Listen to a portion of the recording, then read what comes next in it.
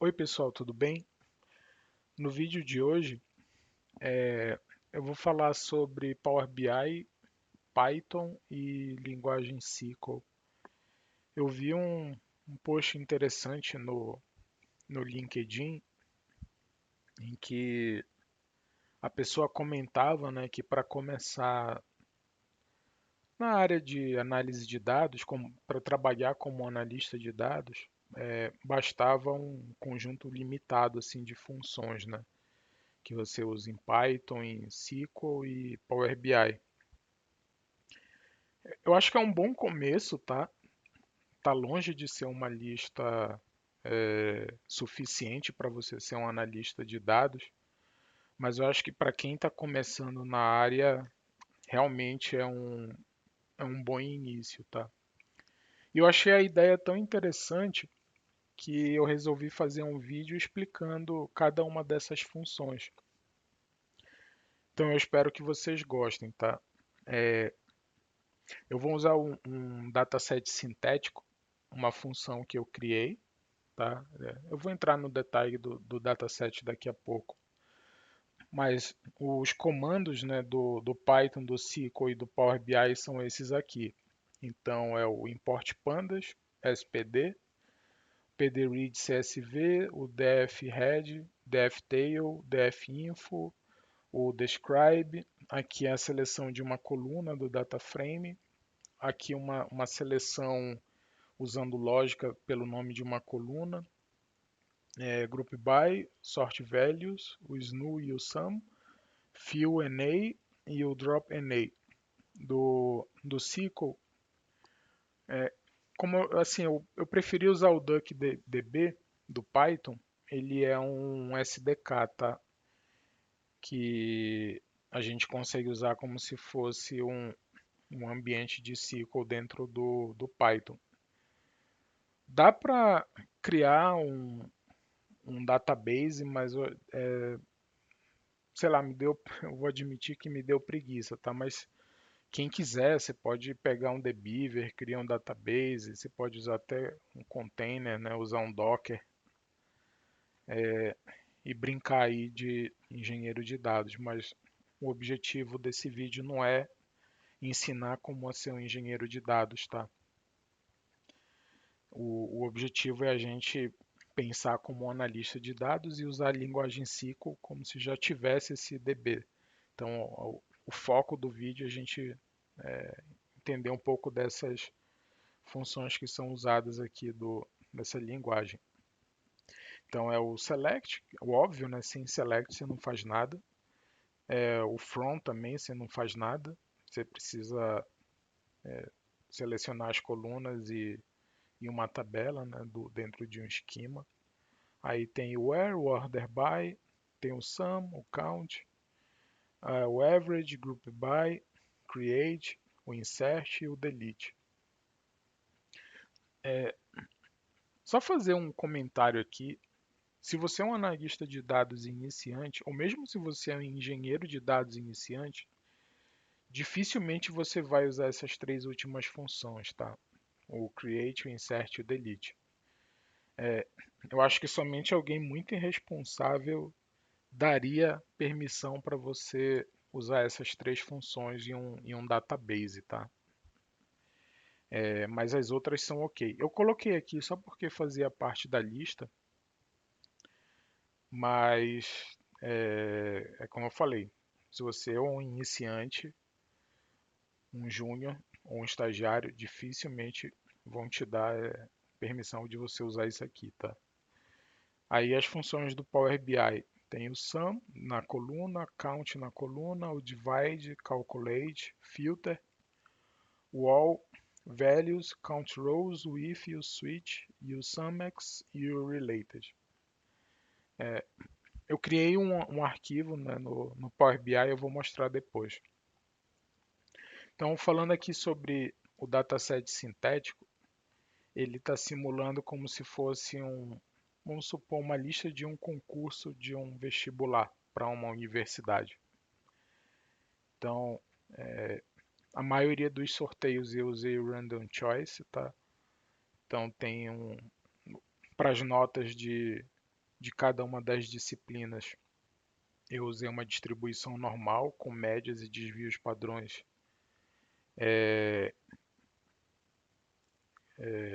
individuais para cada uma das notas. Aqui você vai ver o clip, ela é uma função do NumPy que serve para você pegar um intervalo. Então, aqui eu estou garantindo que não vai ter nenhuma nota abaixo de zero, ou seja, nenhuma nota negativa e nenhuma nota acima de 10. Então, a nota mínima é zero e a nota máxima é 10, tá? No universo de possibilidades. Não quer dizer que vão existir notas 10 aqui, já que eu estou usando uma distribuição normal. Então, não necessariamente, por exemplo, como eu estou usando desvios padrões baixos, dificilmente vai ter uma nota muito alta aqui. Depois eu vou liberar eu vou comitar esse notebook no repositório. Essa daqui é uma aula que eu estou dando do Data Citizen, então é para iniciantes mesmo, tá? E eu vou colocar na descrição do vídeo o link para esse notebook. Então aí você pode brincar à vontade, tá? Depois você aumenta os desvios padrões, aumenta as médias e aí você faz as análises que quiser. Então, vamos ver aqui. Deixa eu zerar o kernel. Então, bora executar aqui a função. Agora, vamos gerar esse dataset sintético.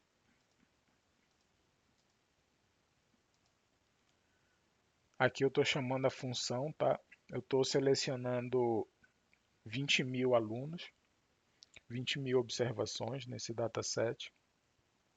E aqui a gente já começa usando uma das funções, né, que é a função info. O objetivo dessa função é dar um resumo sobre o data frame. Então, ele dá o nome da coluna, dá a posição do índice no data frame, ele dá a contagem não nula de cada uma das colunas e ele dá o dtype da coluna desse data frame.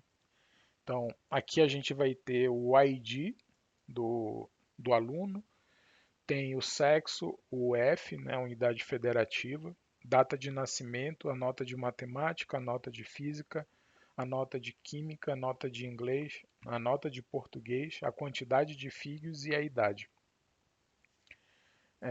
A quantidade de filhos eu usei uma distribuição Poisson, tá? E a idade é simplesmente calculado baseado na data de nascimento. A data de nascimento eu usei eu acho que eu usei uma uniforme. Eu usei uma uniforme, uma distribuição uniforme, tá? Então aí a idade ela é calculada. A data de nascimento, o dtype dela é um datetime. As médias têm dtype de float. Quantidade de filhos tem que ser um inteiro. E a idade eu fiz ficar um inteiro, tá? Mas não necessariamente precisa ser um inteiro. Então, bora agora para as funções Python, tá? A primeira função é a head. O que ela faz? Essa função ela mostra os primeiros elementos as primeiras observações do data frame. Por default, o número de linhas que ele mostra é 5. Mas você pode colocar 10 aqui, por exemplo, e aí vai aparecer 10. Você pode colocar 2 aqui, vai aparecer só 2. Você pode colocar 3. Então, basicamente, é para você ver aí a cara do seu data frame. A função tail, ela faz algo similar, só que ela começa pelo final do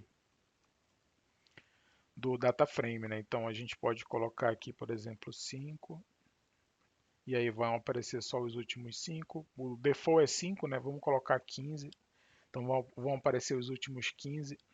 Vou fazer um teste aqui, eu não lembro se isso é possível. Deixa eu colocar um negativo aqui para ver o que acontece. Não sei o que aconteceu. Eu acho que ele mostrou todas as observações, menos as 5 primeiras.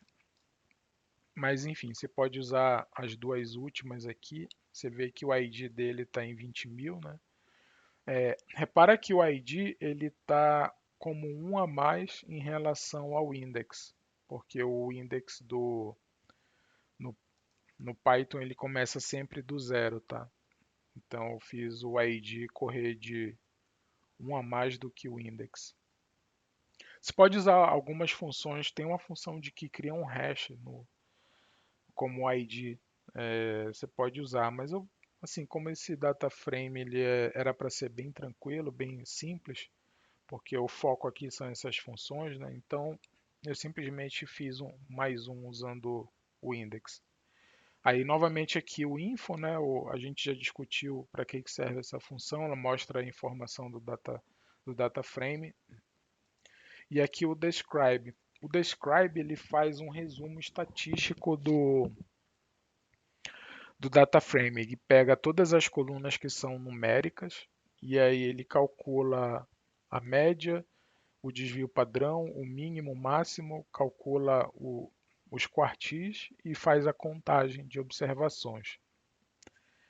Então aqui você pode ver, por exemplo, a nota de matemática, a média deu 6,5, a nota de física a média deu 7,2, química deu 6,5, né? Porque aqui é redonda, está 6,49. Aí aqui a gente vê o desvio padrão. Se você for comparar, vai dar bem próximo do desvio padrão que eu coloquei lá na função que gera o dataset sintético. Não vai dar batendo na vírgula porque tem a questão do ponto flutuante, né? Então aqui a gente está calculando. Lá na função eu deixei hard-coded. Então, como eu estou fazendo o cálculo em cima do número de observações, não vai bater na vírgula com o que tem lá. Pode ser que bata porque esse data frame está muito bem comportado, né? Aí aqui tem o que acontece com essa função. Se a gente coloca o nome de uma das... Deixa eu mostrar aqui para vocês, né, novamente. Então, o F é o nome de uma das colunas. O que acontece se eu colocar o DF seguido aqui da chave, né, e o nome da coluna? Ele mostra aqui, né, somente os valores dessa coluna numa Panda Series. Então, aqui o dtype ele é um data frame, mas aqui ele é uma série pandas, tá? Quando eu seleciono só uma coluna. Aí aqui eu posso colocar um filtro lógico. Eu gosto muito de criar booleanos, tá? Então, por exemplo, deixa eu mostrar o que acontece logo. Então, o que ele está fazendo aqui? Eu estou fazendo um teste lógico na coluna idade, e a idade aqui é um valor inteiro. Então, com esse código, eu estou filtrando todas as linhas nas quais o valor de idade é maior do que 25. Então, repara que se eu colocar aqui, por exemplo, o mínimo, opa, deixa eu incrementar aqui e colocar a idade. Então, o valor mínimo é de 26. Então, o nosso teste de sanidade funcionou. Então, a gente está filtrando aqui, né, todos os valores acima de 25. Eu ia comentar que eu gosto de fazer o seguinte. Você pode fazer assim, ó. A1 é igual a df idade, então vamos supor maior do que 18. E aí você faz o seguinte, ó. Então aqui o que está acontecendo? A gente está passando um valor lógico nessa variável A1. E aí se você coloca esse A1 dentro do DF, ele está fazendo esse teste lógico aqui. Eu uso bastante esse recurso para deixar o código mais clean, tá? Pode ser que fique um pouco mais difícil de entender, mas eu prefiro assim. Então vai muito do desenvolvedor. Então, continuando aqui, né? Tem o group by com média. Então, o que ele tá fazendo aqui nessa função? a gente está passando a função group by nesse data frame, então ele recebe esse método, né? Aliás, eu acho que é uma função, não é um método, é uma função. Então, o group by ele vai fazer um agrupamento. Aqui com o parâmetro, eu estou passando o nome da coluna UF, e aqui eu estou passando uma nova coluna, porque eu estou calculando a média dessa coluna nota matemática agrupado no meu UF, tá? Então aqui ele cria essa visualização e aí ele pega os valores distintos de UF e calcula a média da nota matemática para cada um dos UFs. Então, por exemplo, aqui no Acre, né, teve 6,4, em Amazonas 6,4 também. Aqui no Maranhão teve 6,4. Vamos ver um valor diferente aqui. Aqui em Sergipe teve 6,5, né? Então ele vai calculando para cada um desses UFs. Uma outra maneira da gente usar o Group By é com mais de uma coluna e também usando a média. Então repara que aqui a gente está agrupando no sexo e aqui eu estou passando uma lista de colunas e calculando a média. Repara que aqui ele já mostra como se fosse um data frame. Você pode fazer o seguinte para planificar essas colunas, você pode usar essa função aqui, o reset index. Aí, vamos ver o que acontece. Ó. Então, ele transforma isso daqui num data frame. Você pode, por exemplo, passar aqui como uma tabela e aí você visualiza ela e chama depois. Então, isso aqui eu uso muito tá, como para guardar os artefatos quando eu estou fazendo algum tipo de análise. Às vezes eu jogo para o Excel, gosto de fazer visualizações ou mesmo para o Power BI, tá? Então, o Reset Index ele serve para planificar. Vou mostrar novamente aqui, né? Sem um Reset Index, ele fica nesse formato aqui como se fosse uma planilha dinâmica. Se você dá o Reset Index, ele planifica o nome da coluna. Tem uma outra função que faz isso, que é o Flat, mas eu não vou entrar muito detalhe porque não é o objetivo desse vídeo, tá? Aí, eu vou mostrar aqui para vocês um bônus, tá? Vamos colocar aqui group by um bônus usando egg. Então a gente vai fazer o seguinte, né? O df e aí a gente faz um group by. Então vamos usar aqui uma lista. Vamos fazer por UF e por sexo. E aí, em vez da gente usar a lista de colunas, a gente vai usar essa seguinte função, que é o aggregate, é o egg, né? A gente vai fazer a agregação delas. Então vamos ver, por exemplo, average, colocar média matemática. Então igual, aí a gente passa aqui o nome da coluna, nota matemática, e aqui a gente bota a gente coloca o nome do valor que a gente quer, o nome da operação que a gente quer fazer. Eu vou colocar aqui min. Então repara o que acontece. Então ele gera para mim uma planilha dinâmica, né, uma tabela agregada por essas colunas, o F e sexo, e aqui eu calculo diretamente, né, o que eu quero fazer e com qual coluna. Então, repara que a gente pode fazer o seguinte. Tem uma função que é o drop NA. Ela é importante. Sempre coloca o false, porque se o seu data frame ele tiver valores missing, e por exemplo, se uma das categorias tiver com valor missing, só valor missing, ele vai retirar da tabela. Então isso pode atrapalhar nas suas análises, tá? Então recomendo sempre usar aqui esse parâmetro DropNA false dentro do group by, porque aí ele não vai excluir as categorias em que está tudo missing. Eu gosto de organizar essa função dessa forma para deixar igual como o pessoal usa em Spark, né? Em Spark e SQL. Quem trabalha aí com Spark, PySpark, sabe do que eu estou falando. Mas, por exemplo, imagina que eu queira calcular o DESVPAD matemática. Então a gente vai colocar aqui nota matemática e aqui a gente bota o STD. Então aqui a gente calculou o desvio padrão da matemática e a média da matemática. A gente pode calcular o mínimo também, né, da matemática. Então aqui a gente coloca nota matemática e o mínimo. Então vai sair também. Aqui a gente também pode colocar o reset index, né? E aí a gente vai dar o flat no nome das colunas. Então isso daqui vira uma tabela.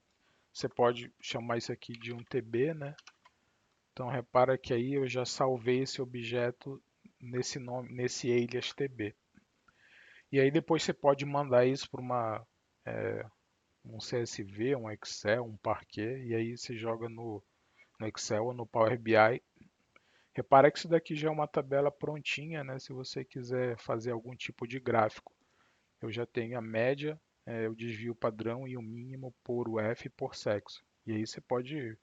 Só com isso aqui você já consegue mostrar bastante coisa, né? Aí tem o sort values. Então aqui, por exemplo, na nota da matemática, eu estou ordenando e eu estou usando aqui o parâmetro ascending igual a false. Então ascending é crescente em inglês e eu estou chamando isso de falso, ou seja, eu estou ordenando pelo valor mais alto. Então, se você for ver aqui a nota da matemática, repara que para esse ID 10.391 é a nota máxima que teve em matemática, que é o valor 10 aqui. Aí aqui o SNU e o SUM, vamos ver o que acontece. Deixa eu tirar assim só o SNU, só para vocês verem, né? O SNU ele contabiliza os valores nulos, né, por coluna, e aqui a gente está somando os valores contabilizados. Isso daqui é mais um cross-check, tá? É um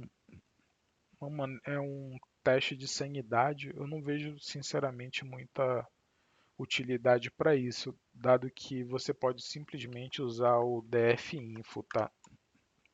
Aqui o meu dataset está perfeito demais, não tem nenhum valor nulo. Mas se tivesse, ia aparecer. E o FIO-NA ele substitui os valores nulos, né? Não necessariamente por zero, eu botei isso daqui, mas a gente pode colocar outros valores, né? Então, vamos supor que se tivesse algum tipo de valor nulo, ele ia substituir esses valores pelo zero.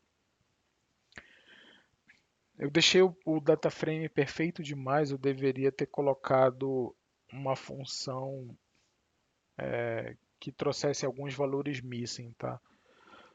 Mas assim, enfim, o FIO-NA ele serve, por exemplo, se ele tiver algum valor que tiver faltando na coluna, e aí ele preenche. Não necessariamente precisa ser pelo zero, você pode colocar qualquer valor. Você pode inclusive brincar, né, com funções do Pandas, e aí você pode trazer o valor médio de uma coluna, ou você pode fazer algum tipo de cálculo específico. Então, dá para brincar bastante aqui com essa função. O drop-NA ele vai dropar todas as linhas aonde tiver algum valor missing. Então, novamente, infelizmente eu deveria ter colocado um data frame com valor missing para vocês verem, mas o que o drop-NA faz é isso.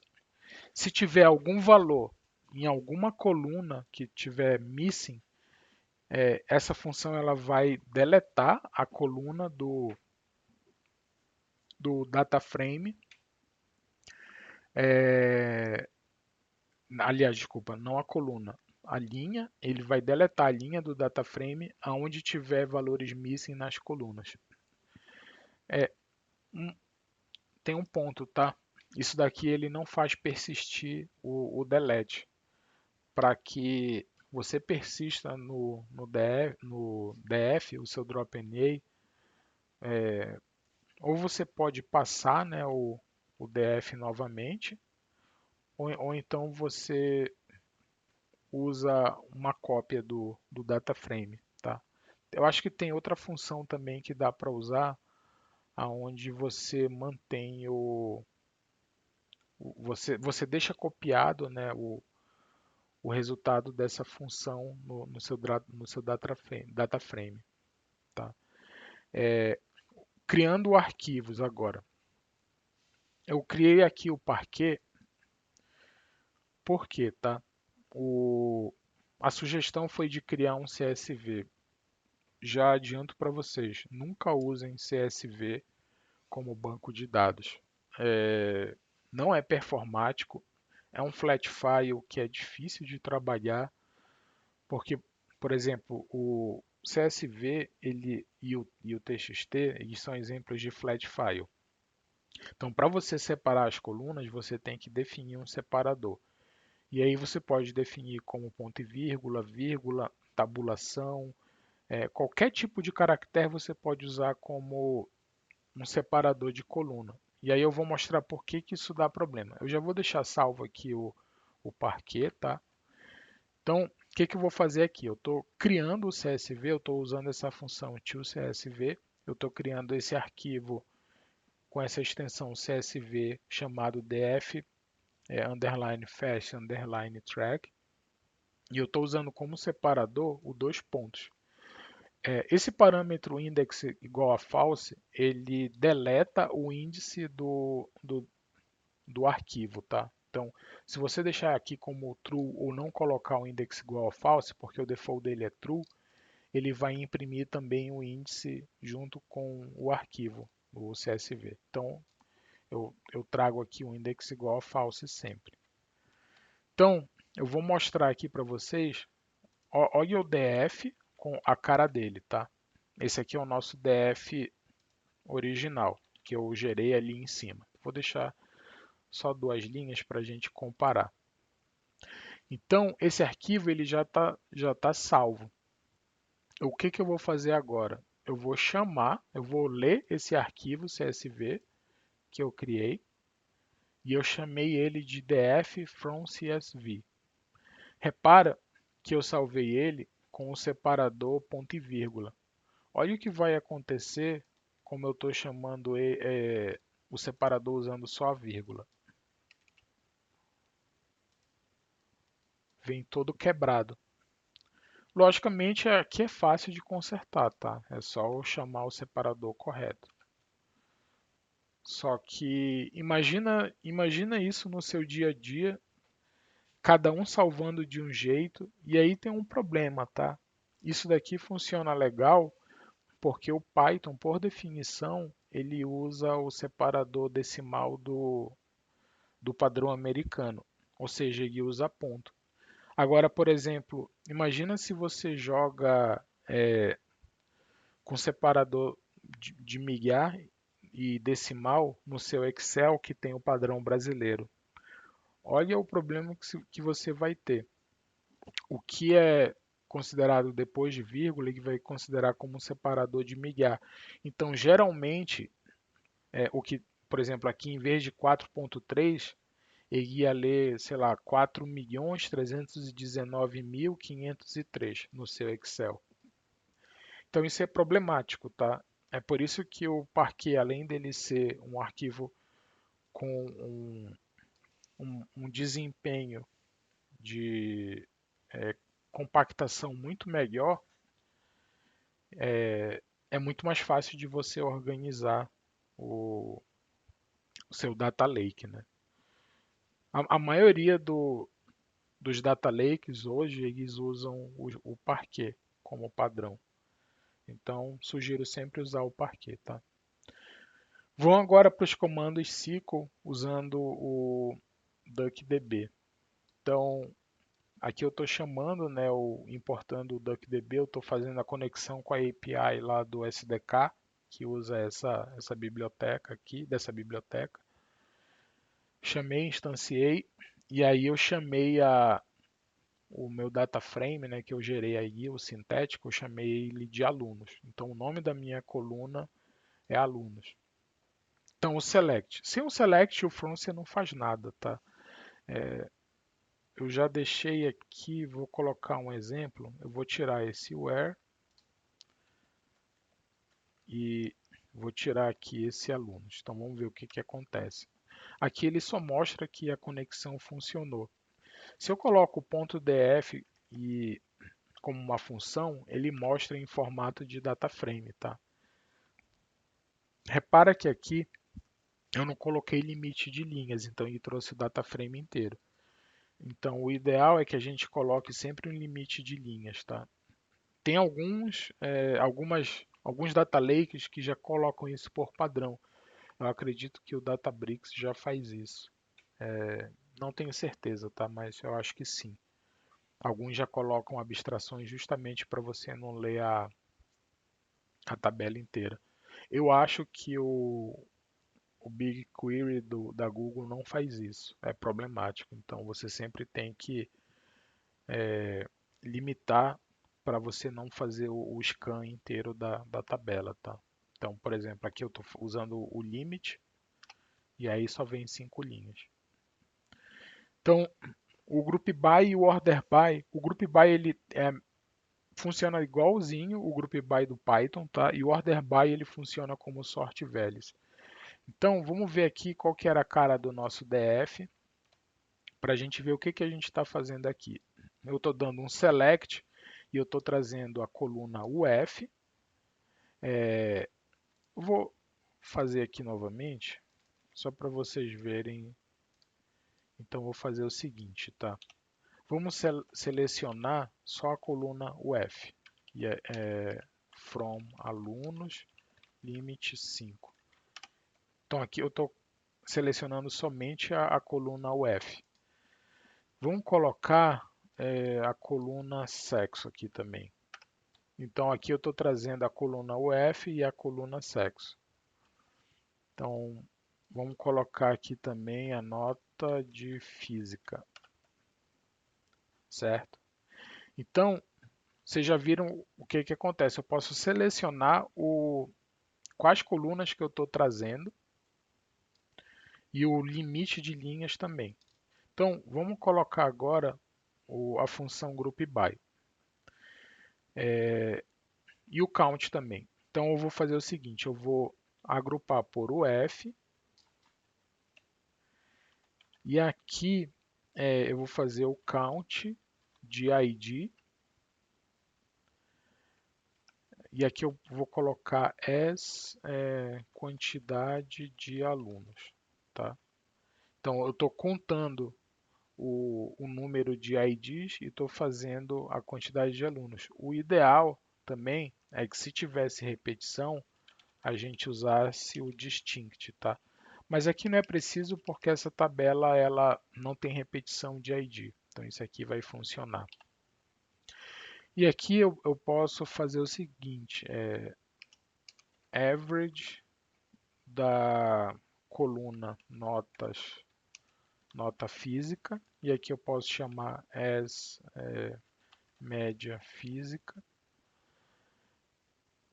Aí, pessoal, até uma dica, o ideal é a gente sempre organizar dessa forma, né? Então, o que eu estou fazendo aqui? Eu estou agrupando pelo UF, estou contando a quantidade de ID, chamando de quantidade de alunos, estou calculando a média de nota de física e chamando ela de média, essa nova coluna de média de física. Só que o que eu preciso fazer? Eu preciso usar a função groupBy primeiro. Então, eu posso ou usar o nome ou eu posso usar a posição dela. Eu vou chamar isso aqui de 1. E aí, o que a gente pode fazer? Ó? A gente pode ordenar também, order by, pelo número de colunas dessa nova tabela que eu estou criando. Ela repara que ela tem três colunas, a coluna 1, a 2 e a 3, e aí eu posso ordenar ou pela média de física, né? Ou eu posso chamar isso aqui de 3, por exemplo. Opa, deu um erro aqui. Eu acho que o problema... Reference color was not because... Opa, desculpa, pessoal. Lógico que não ia funcionar, né? Faltou o nosso from. Fiz de propósito, tá? Só para ver se vocês estavam prestando atenção. Então, aqui o meu select funcionou. Eu fiz o group by, fiz o order by pela média de física e eu estou agrupando no UF. Repara que eu posso agrupar também pelo 1. Ó. E aqui a ordenação, se eu fizer pelo F, ele está fazendo de forma crescente alfabética. Né?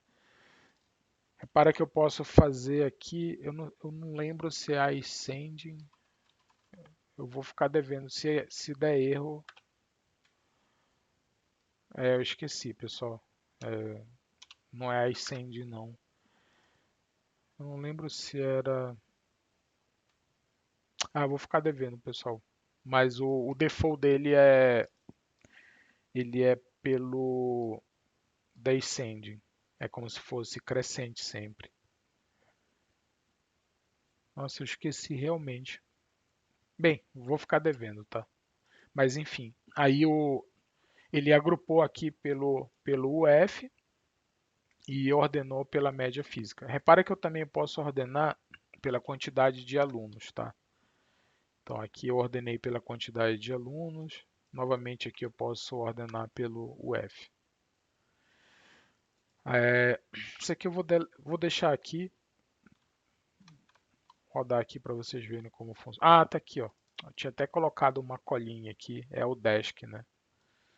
Então aqui é desk, eu posso ordenar pela média de física como desk. Deixa eu colocar aqui também a média da matemática. Matemática e aqui a nota matemática. E aqui vamos ordenar pela nota de matemática. Então é sempre aqui da maior para o menor, né? O desk é decrescente e o ask é ascendente, tá? Então agora eu lembrei. Então, ascendente pelo média matemática, repara que aqui está do menor para o maior, ou desk, quando eu quiser do maior para o menor. Então, vamos agora para o where. O que é essa função where? O where ele funciona como um filtro. Então, repara, aqui não vai funcionar porque está como nota física is null. Como não tem nenhum dado missing, isso aqui não vai acontecer nada.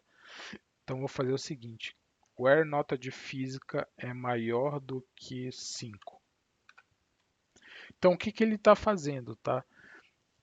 Essa cláusula where, ela serve como um filtro. Eu estou filtrando da minha tabela todas as linhas nas quais a nota de física é maior ou igual a 5. Bora colocar aqui, ó. Repara que vieram 16.463 linhas. E agora, se a gente fizer menor do que 5, deve dar o complementar disso, que é 20.000 menos 16.463, que dá 3.537. Então, o array é uma função de cláusula. A gente também pode fazer o seguinte, deixa eu botar um outro exemplo aqui. Deixa eu até deletar isso aqui. Isso aqui está obsoleto. Então vamos fazer o seguinte, em vez da gente filtrar pelo valor da nota, a gente pode filtrar pelo sexo igual, aí aqui eu tenho que colocar aspas, igual a F. Então eu vou trazer todas as linhas aonde só tem F. Para que aqui eu posso fazer também o M. Então aqui só tem M na coluna sexo.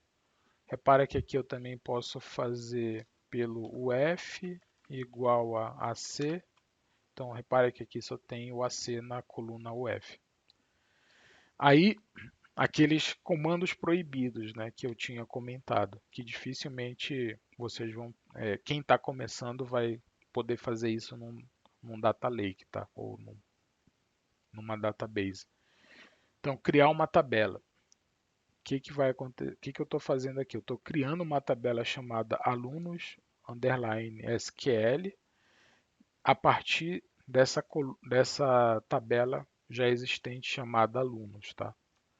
Então aqui criei, aqui tem essa função describe, então vou descrever, né, essa tabela nova alunos underline SQL, e aí ele traz o tipo de coluna, se tem nulo, e o nome da coluna, né? E aqui tem outros parâmetros também que vocês podem ver, mas que não é muito relevante.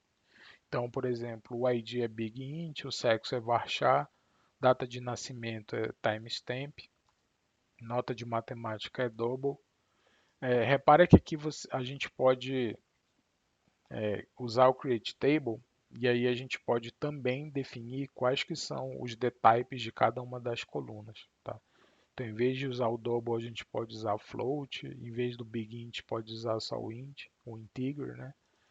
Então, mas como a gente, quem está iniciando não vai criar a tabela, geralmente é o engenheiro de dados responsável, então a gente não vai entrar muito aqui no detalhe.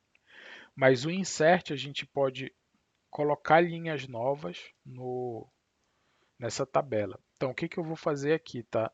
Eu estou incluindo uma linha nova com ID 20001, o sexo feminino, o estado é de São Paulo, aí a data aqui vai ser de 2001, a data de nascimento, e aqui as notas de cada uma das provas, tá?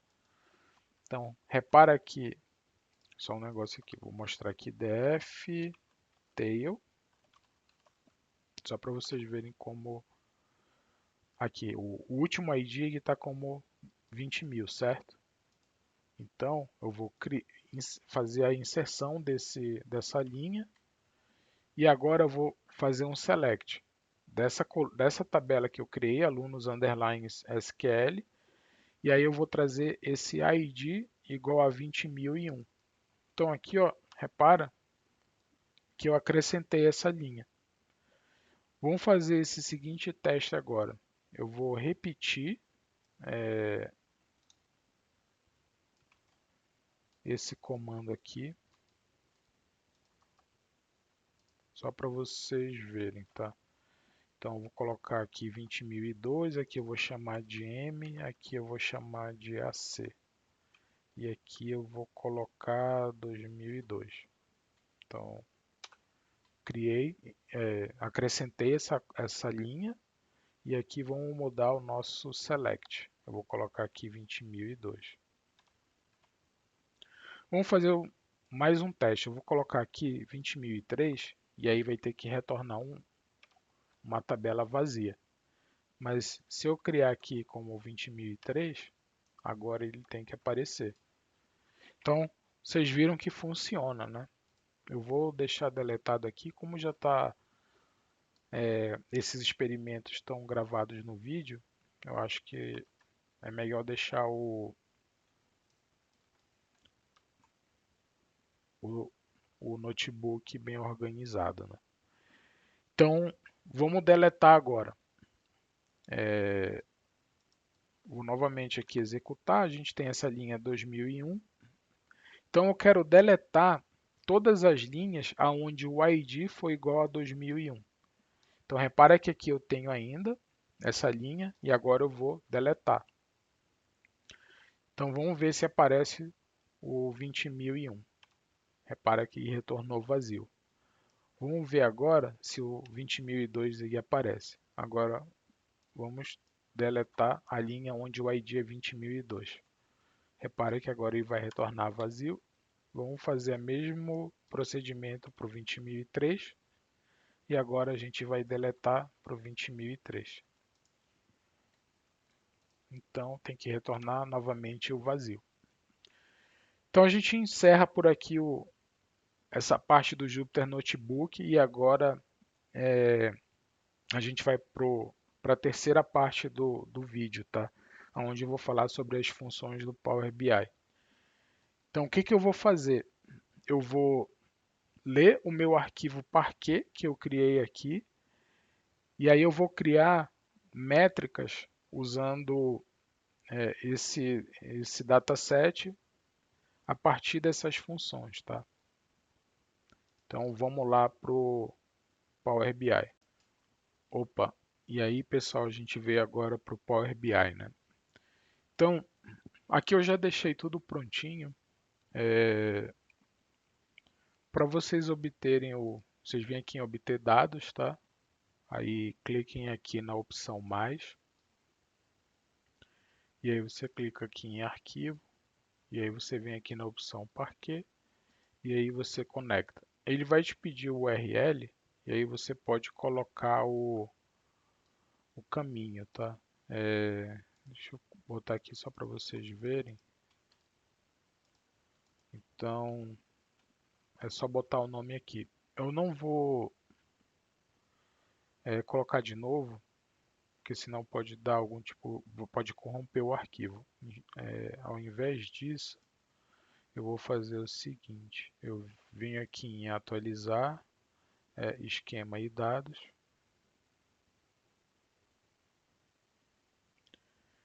Então aqui os meus dados já foram atualizados com esse novo dataset, né? Então esse daqui é o dataset que eu criei lá no Jupyter Notebook. Então repara aqui que tem todas as colunas, tá? Eu não sei porque esse ID não está ordenado. Deixa eu ver aqui se ele aparece desde o 1. Ah, ele aparece. Não sei por que que ele não está mostrando ordenado. Mas enfim, está funcionando. Deve ter algum filtro aqui. Então aqui ele mostra os datasets que estão sendo utilizados, tá? Eu criei um aqui, mas eu vou explicar o que que ele é depois. Essa função aqui, exibição de modelo, ele mostra os relacionamentos. Aqui é porque eu usei a função related e esse UFs aqui eu criei. Então esse data frame aqui, esse dataset eu criei, que é ele é só um depara, né, da sigla da unidade federativa para a região. Então AC é norte, AL é nordeste, MA é nordeste, PA é norte, RS é sul, SC é sul, SP é sudeste, RJ é sudeste. Então a gente tem aqui 27, né, porque eu incluí o DF, que é o Distrito Federal. Teoricamente é a nossa capital, né? Então a gente tem 26 unidades federativas, mas a gente tem também a nossa capital. Mas aqui tem 27 siglas, tá?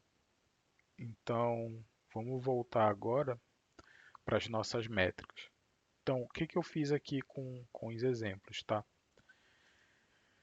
Você pode vir aqui clica em nova medida e com isso você cria um cálculo usando o DAX, que é a linguagem nativa do Power BI. Então, aqui eu já criei, usando esse tipo de visualização, o cartão, tá? Como são métricas, e os exemplos são super simples, são basicamente cálculos que eu estou fazendo, então o cartão é o melhor para esse tipo de métrica. Mas existem diversas outras, né, que a gente pode utilizar usando tabela, tem os filtros, tem gráficos de barra empilhado, gráfico de linha, enfim, tem uma gama muito grande aí de tipos de visualizações que a gente pode usar no Power BI. Então, vamos ver aqui, Deixa eu ver qual função que eu uso primeiro. Eu vou fazer aqui na ordem, tá? Então, eu calculei aqui a nota alta de matemática de cada um dos alunos que tiveram nota alta em matemática. Então, aqui eu estou usando a função calculate. O calculate ele serve para a gente definir quais que são os cálculos que a gente está fazendo, tá? Ele é uma maneira mais organizada. Então, em vez de você simplesmente usar uma divisão normal ou uma multiplicação, o símbolo aritmético, né, de multiplicação, a gente pode usar o calculate para organizar. Repara que aqui eu já estou trazendo inclusive a função count e a função filter, tá? Então, o que que eu estou fazendo? Assim, depende do tipo de analista, ou você pode começar lendo de fora ou você começa lendo de dentro, tá? Como você achar melhor. Mas basicamente aqui o que que eu estou fazendo? Um filtro. Fast Track é o nome da minha tabela, tá? É o nome da tabela que eu trouxe para o Power BI. E aqui você vê que tem a coluna nota matemática. Então eu estou fazendo um filtro na tabela Fast Track na coluna nota matemática, onde a nota é maior ou igual a 8. E aqui eu estou contando a quantidade de filtros, tá?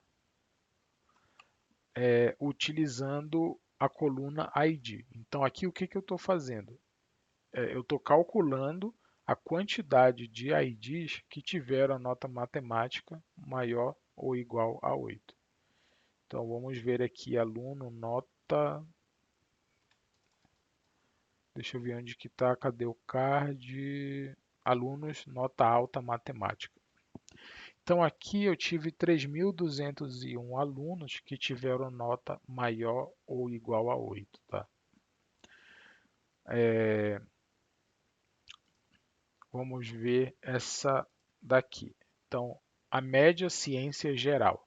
Eu estou usando a função divide, eu estou usando a função sum, e aí o que que eu estou fazendo, tá? Eu estou somando todas as notas da coluna nota matemática, da coluna nota física e da coluna nota química. E aí eu estou fazendo o divide. O divide ele é uma divisão segura, tá? Ele garante que a gente não vai incluir infinitos nessa divisão.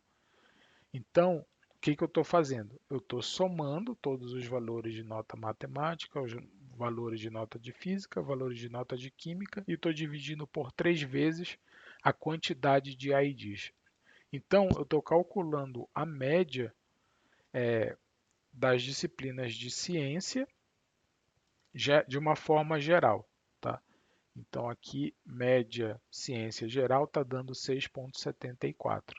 Então, estou calculando a média dos alunos somente nas notas de ciência. Vamos ver aqui a média de física. Eu estou novamente calculando usando a função divide e a função sum e a função count. Então, eu estou contando o número de IDs, eu estou somando os valores da coluna nota de física e eu estou fazendo a divisão pela quantidade, né, de alunos e pela total da soma de nota de física. Então, a média de física deu 7,23. Eu fiz aqui a média da matemática, né? Fiz aqui usando o mesmo método, então eu estou contando o número de IDs e estou dividindo pela contagem de IDs e estou somando aqui a nota total de matemática e fazendo essa divisão. E aí eu calculo a média de todos os alunos na disciplina de matemática, que deu 6,5. Repara que aqui o total de alunos, né, eu já vou pular para essa métrica daqui, eu estou simplesmente fazendo a contagem do ID na tabela Fast Track. Repara que eu sempre tenho que passar o nome da tabela que eu estou utilizando, tá? Então, se tiver mais de uma tabela, você tem que colocar exatamente o alias da tabela que você criou e dentro aqui dessas chaves você tem que colocar o nome da coluna, tá? E aqui é o nome da métrica que você está calculando. Então, essa daqui é a sintaxe básica do DAX, tá? Então, aqui eu tenho 20 mil alunos, porque eu gerei o DataFrame sintético com 20 mil alunos. Então, obviamente, tá? Se tivesse repetição, a gente pode fazer a contagem distinta também. Então, vamos aqui para o Média Matemática Brasil. O que eu estou fazendo aqui, tá? Eu estou usando a função calculate. Eu calculei eu já trouxe essa coluna que eu calculei média matemática, tá? Então eu já tinha calculado essa média aqui anteriormente, eu mostrei para vocês a média matemática. Eu estou usando esse campo que é de 6,5. E aí eu estou fazendo o seguinte, eu estou fazendo essa divisão da média de matemática dividido pelos UFs. Então a média, considerando todos os UFs, ele tem que dar igual, porque aí deu 6,5. Vamos agora para essa nova métrica daqui. Então, média de matemática das mulheres. Então, eu estou usando a função calculate e aqui repara que eu consigo fazer um filtro usando essa função. Então, eu já trouxe aqui a valor da média matemática, só que eu estou filtrando pelo sexo igual a F. Então, eu trago aqui a média de matemática das mulheres, tá? Aqui, por exemplo, eu tenho o percentual de aprovados em matemática. Então, o que eu estou fazendo? Eu estou usando a função divide, eu estou usando a função calculate, eu estou usando a função count, eu estou usando a função filter. Então, repara que esse aqui já é um exemplo um pouco mais avançado, tá? Vamos partir aqui de dentro para fora. Então, primeiro eu estou fazendo um filtro aonde a nota de matemática ela é maior ou igual que 6. E aqui fora eu estou fazendo um count. Então eu estou contando dentro dessa coluna todas as observações que tiveram a nota de matemática maior ou igual que 6. E aqui eu estou usando a função calculate, eu estou fazendo a divisão dessa contagem pelo total de alunos. Então, o que essa métrica está me trazendo? Ela está me trazendo a taxa de todos os alunos que tiraram nota de matemática maior ou igual a 6, dividido pelo conjunto de todos os alunos. Então, aqui eu estou vendo que 63% dos aprovados essa métrica está me dizendo que 63%, né, Opa, deixa eu voltar aqui. 63% dos alunos tiveram nota maior ou igual que 6. Vamos criar aqui o percentual de aprovados em física, por exemplo. Então, eu venho aqui, nova medida. Eu vou aproveitar a fórmula que a gente colou, né? Então, vamos colocar aqui, percentual de aprovados em física. Então, aqui, em vez de nota matemática, eu vou ter que usar a nota de física. Então, aqui, maior ou igual que 6.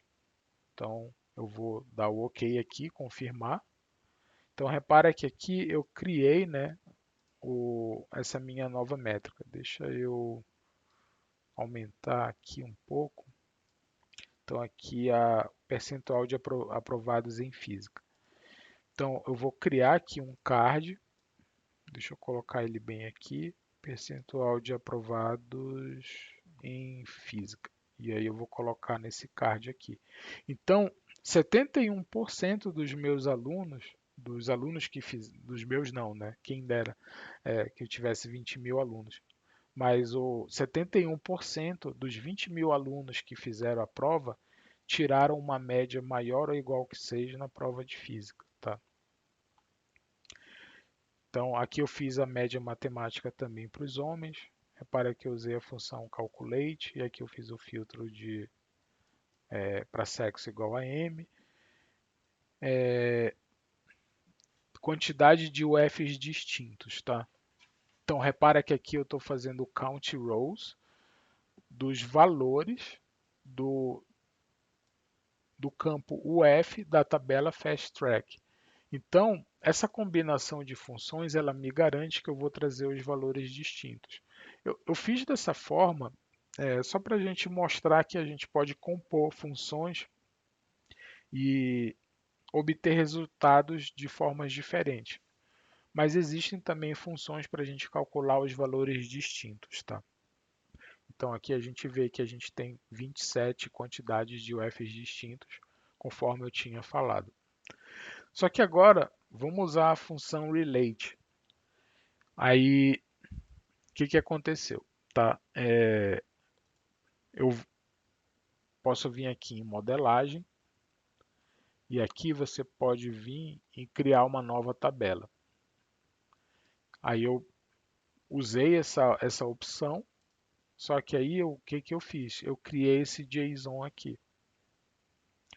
Então eu usei a função DataTable, eu criei essa coluna UF, que ela é uma string, e a função região, que é uma string.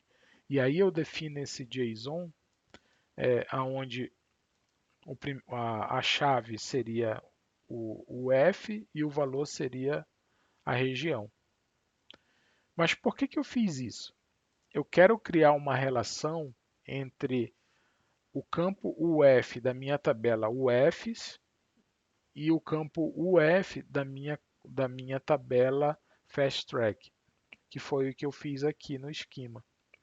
Então, repare que eu estou relacionando o UF da UFs e o UF do Fast Track. Por quê? Eu quero trazer esse campo região para minha tabela Fast Track. Então, o que a gente tem que fazer, tá? A gente vem aqui em modelagem, vamos ver aqui, nova medida, medida rápida, gerenciar relações. Então, aqui já tá criado. O que eu fiz, tá? Eu vou até deletar para a gente fazer novamente. Eu vou excluir e eu vou criar um novo relacionamento.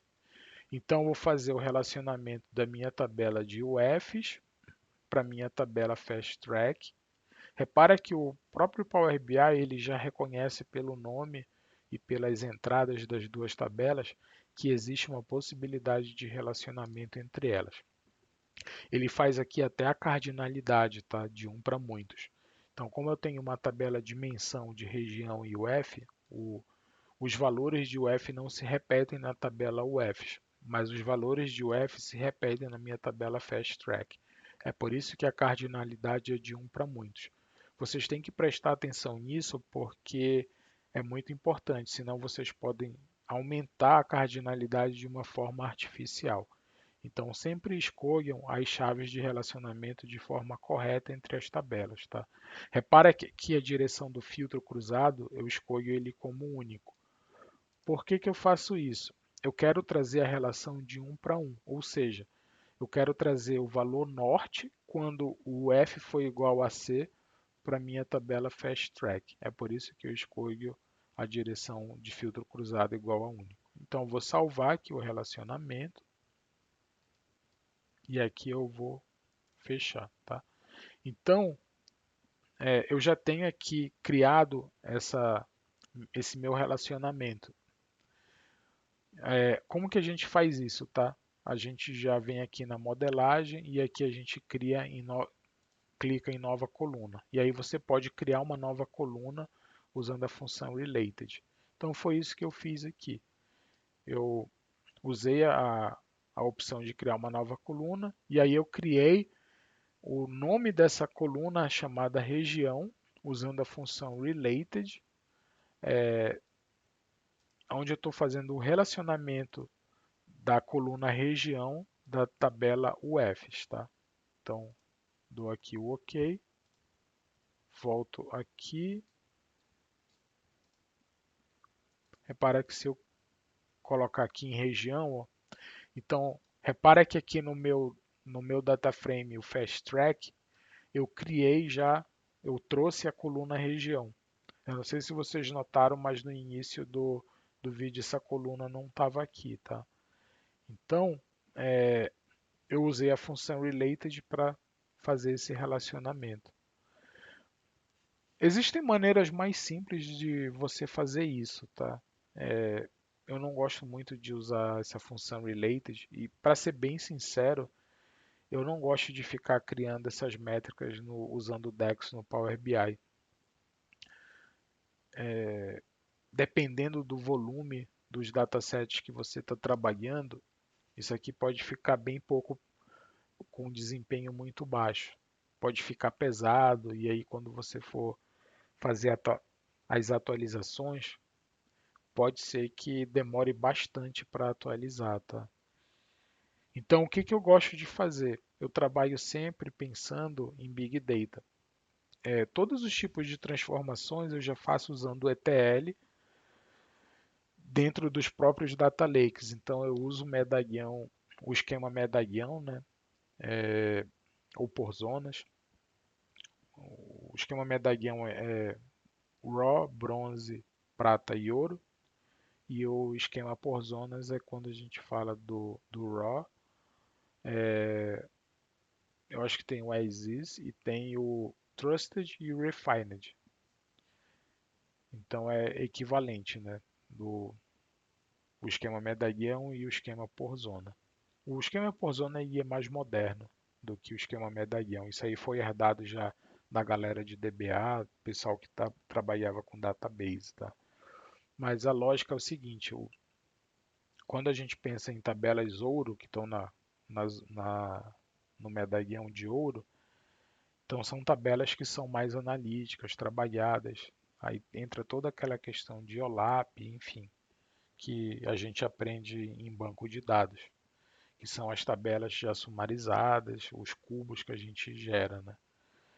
O, no medalhão prata são tabelas também analíticas, só que menos trabalhadas, elas são um pouco mais menos granularizadas, menos sumarizadas, né?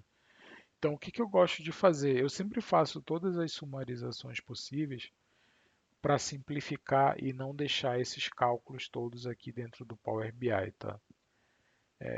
Eu sei que tem um pessoal de BI das antigas que gosta de fazer tudo usando o DAX, usando aqui ah, as funções de transformações dentro do Power BI, só que isso fica bem pouco performático, tá? Hoje em dia você tem, inclusive em algumas nuvens como o Databricks, o Power BI ele já é nativo. Então você já pode usar os próprios lakes do Databricks e fazer as conexões do Power BI dentro dos próprios Delta Lakes, né? Então, hoje em dia as camadas de abstrações dessas nuvens são fantásticas, sabe?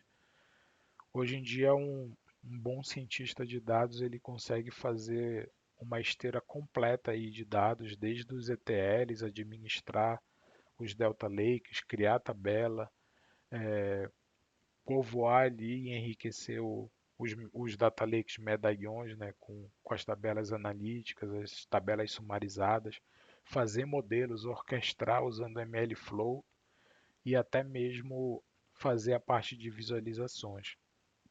Então, eu não trabalho para Databricks, tá? Eu não estou fazendo merchan, não estou fazendo propaganda aqui. Tem outras nuvens muito boas também, a AWS, IBM também são nuvens. O Google também, que também tem camadas de abstração que facilitam muito a vida do pessoal de dados e que trabalha com IA, tá? Então é isso, pessoal. Eu espero que vocês tenham gostado. Tentei fazer aí uma introdução a essas funções mais simples de Python, SQL e Power BI. Então, espero que esse vídeo ajude aí quem estiver iniciando. E boa sorte aí na carreira de vocês. Eu espero que cada vez mais gente migre para essa área, porque tem muito trabalho a ser feito, tá? Então, com isso eu encerro o vídeo, pessoal. Obrigado.